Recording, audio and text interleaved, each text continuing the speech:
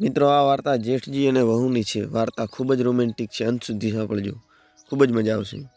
મેં કહ્યું, સપના, હું તારું દર્દ સમજુ છું. તારા પતિના પ્રેમ સિવાય તને અહીં કોઈ વસ્તુની કમી નથી. તું એક કામ કરી શકે છે.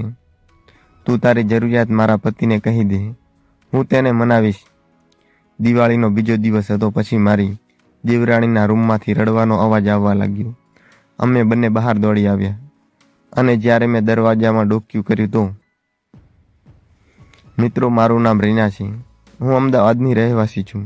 મારી ઉંમર 24 વર્ષની છે અને મારા પતિની ઉંમર 26 વર્ષની છે. મારા પતિ મને ખૂબ જ પ્રેમ કરે છે, પણ આજકાલ મારી સામે એક વિચિત્ર સમસ્યા ઊભી થઈ છે.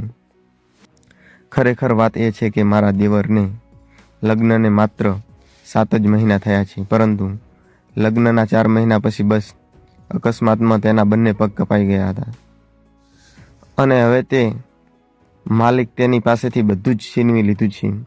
જ્યારથી દેવરનો અકસ્માત થયો છે ત્યારથી તેનું મગજ બરાબર કામ નથી કરતું, કારણ કે તેને પણ માથામાં ઈજા થઈ હતી.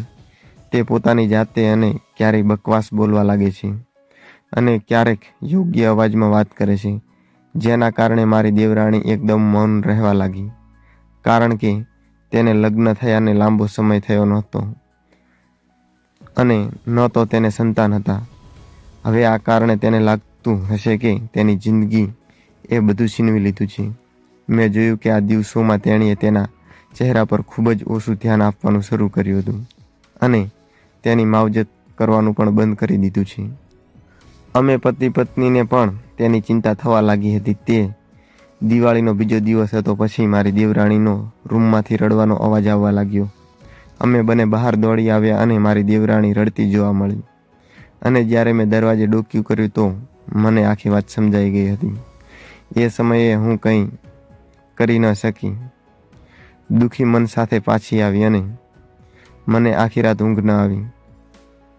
હું વિચારી રહી હતી કે સપનાના નસીબમાં પ્રભુએ શું લખ્યું છે.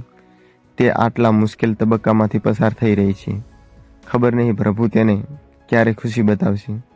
બીજા દિવસે રાત્રે લગભગ 10 વાગ્યે મેં તેના રૂમમાં ફરીવાર રડવાનો અવાજ સાંભળ્યો અને તેણે રૂમનો બધો સામાન વેરવિખેર ફેંકી દીધો અને રડવા લાગી કે તમે મારી જિંદગી બગાડી નાખી છે. મારે શું કરવું? તું મને કોઈ સુખ આપી શકતો નથી. હું કોને કહું અને શું કહું? મેં મારા દેવર સામે જોયું. દેવર કહી રહ્યા હતા કે સપના, મને માફ કરી દે, હું કંઈ કરી શકતો નથી. તેની વાત સાંભળીને હું મારી જાતને મદદ કરી શકી નહીં. મેં દરવાજો ખખડાવ્યો. દરવાજો ખોલવામાં 5-6 મિનિટ લાગી.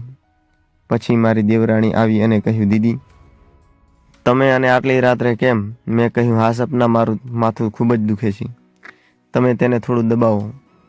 તે બહાર આવી અને મારા માથામાં માલિશ કરવા લાગી. મેં સપનાને મારી બહેન જેવી ગણી, એટલે મેં કહ્યું, બહેન, આજે મારે તમારી સાથે વાત કરવી છે. હું તમારી પીડા જોઈ શકતી નથી. હું જાણું છું કે માણસને ખોરાક, પીણું અને કપડાં કરતાં વધારે ઘણું શું જોઈએ છે. જુઓ, તને કોઈ વસ્તુની કમી નથી. અહીં ફક્ત તારા પતિની જ કમી છે. હું સમજુ છું કે તું એક કામ કરી શકે છે કે તું તારી જરૂરિયાત મારા પતિને કહી દે. હું તેને સમજાવીશ તો તારા જીવનમાં કોઈ વસ્તુની કમી નહીં રહે. બસ આટલું સાંભળતા જ સપના રડવા લાગી અને બોલી કે હું શું કરી શકું? તે કંઈ કરી શકતા નથી.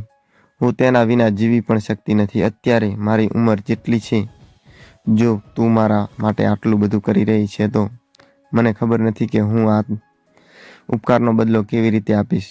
પછી મેં કહ્યું કે તમે મારી નાની બહેન જેવા છો અને મેં હંમેશા તમારી સાથે મારી નાની બહેનની જેમ વર્તન કર્યું છે. તેમાં કોઈ ઉપકારની જરૂર નથી. જો હું તારી મજબૂરીમાં મદદ નહીં કરીશ તો. પછી બીજા દિવસે મેં મારા પતિને બધું કહ્યું અને કહ્યું કે એ બિચારી, તેની જિંદગી બગડી ગઈ છે. તેની ઉંમર શું છે પણ. અને મેં મારા પતિને કહ્યું કે તમને પણ આમાં શું પ્રોબ્લેમ છે? આ સાંભળીને તે ગુસ્સે થવા લાગ્યા અને મને પૂછ્યું કે તું તારું મન ગુમાવી બેઠી છે? તને ખબર છે પણ કે તું શું બોલી રહી છે? અને મારા પતિએ કહ્યું કે આવી માત્ર બકવાસ વાતો ના કરો. કાળજીપૂર્વક વિચાર અને પછી મને કંઈ કહેજે.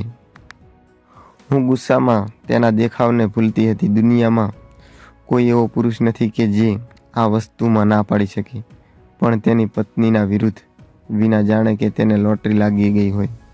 બીજા દિવસે રાત્રિ ભોજન કર્યા પછી મેં દેવરાણીને મારા રૂમમાં બોલાવી અને મારા પતિને કહ્યું કે આજથી મારા અને સપનામાં કોઈ ફરક ન રાખવો. આજથી મારા અને સપનામાં કોઈ ફરક ન રાખવો જોઈએ અને તેમાં તમને કોઈ વાંધો નથી. અને તે બંને ચૂપ મારી સામે જોઈ રહ્યા. અને મેં કહ્યું, તમે લોકો વાતો કરે, હું સામેથી દુકાનેથી ખાંડ લઈને આવું છું. દુકાન પણ બંધ થવાનો સમય છે. અત્યારે હું ખાંડ લઈને પાછી આવી ત્યારે મેં જોયું કે સપનાના જીવનમાં હવે ખુશીઓનો પાર નહોતો રહ્યો અને હવે તે ખુશ રહેવા લાગી હતી. તેણીને ખુશ જોઈને અમે પણ ટેન્શન ફ્રી રહેવા લાગ્યા. તો મિત્રો, આ હતી વાર્તા મારી દેવરાણીની કહાની. મિત્રો, આશા રાખું છું કે તમને વાર્તા પસંદ આવી હશે. અને મિત્રો, વાર્તાનો બીજો ભાગ સાંભળવા માટે ચેનલને અવશ્ય સબસ્ક્રાઈબ કરી નાખજો. ધન્યવાદ.